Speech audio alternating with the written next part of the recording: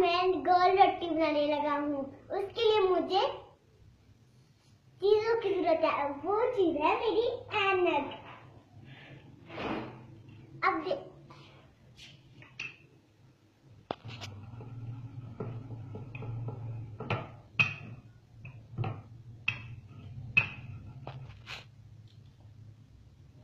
रोटी गोल हो या ना हो, ऐनक से जरूर गोल नजर आएगा। गोल ही गोल।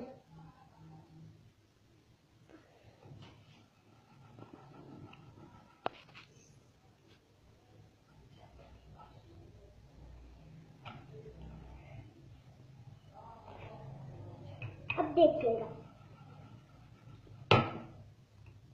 यार,